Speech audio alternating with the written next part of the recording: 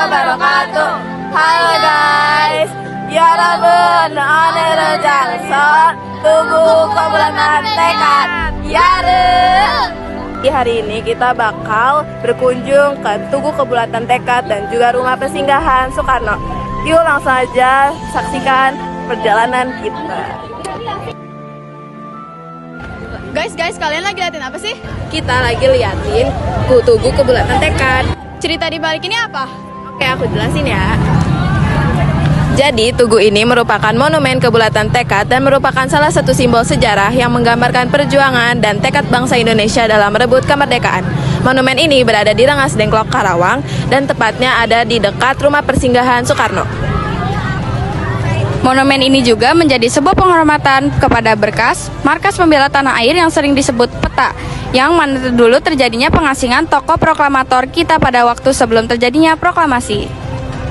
Nah, kalian tahu gak sih, dulu itu monumen ini namanya bukan Tugu Kebulatan Tekad loh, tapi monumen ini namanya adalah Monumen Proklamasi.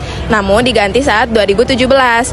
Nah, anggaran untuk membuat Tugu Kebulatan Tekad ini adalah Rp17.000. Dan di sini kalian bisa lihat ada bulat, yaitu yang menunjukkan butir semangat pemuda, dan ada kepalan di tangan sebelah kiri yang memegang bambu runcing. Nah, itu tadi informasi-informasi tentang sejarah Tugu Kebulatan Tekad. Nah, jadi sekarang kita akan mengajak kalian buat berkeliling ke Tugu Kebulatan Tekad, guys. Ayo ikutin terus. Aduh. Foto lukisan. Bukan lukisan, ya pokoknya ini ada gambar-gambar tentang kayaknya ini waktu perundingan. Iya, ini diperbudak gitu, guys. Iya, ini perbudakan, ini perundingan nih. Sini. Ya pokoknya itu menunjukkan sejarah lah ya. Bacaan teks proklamasi. Baca, nggak usah lah, baca sendiri ya guys. Nah, bisa dilihat ya guys. Ini nggak usah dibaca. Nah, terus di sini ada Soekarno nih yang membaca. Ini Bung Hatta dan di sini ada bendera merah putih. Dan akhirnya kita merdeka. Iya, yang ditinggalkan. Tuh, merdeka.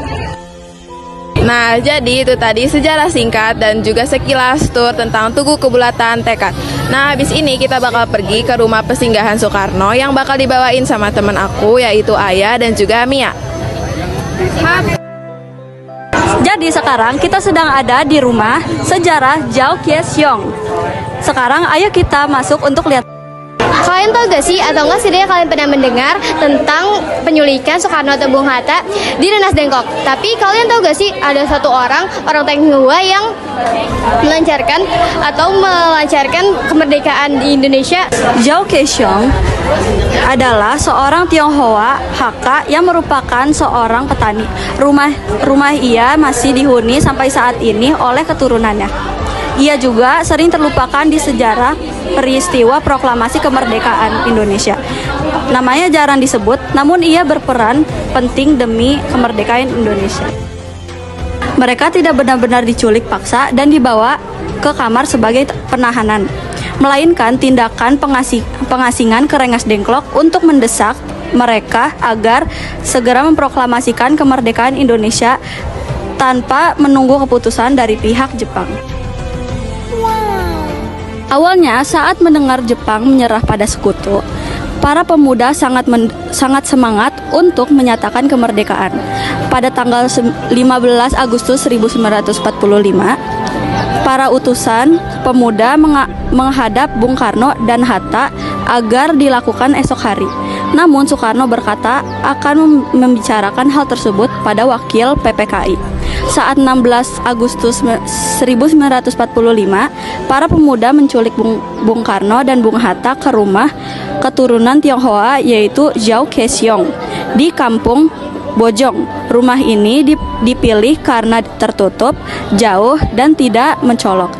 Dan akhirnya 17 Agustus 1945, Soekarno dan Hatta membacakan proklamasi.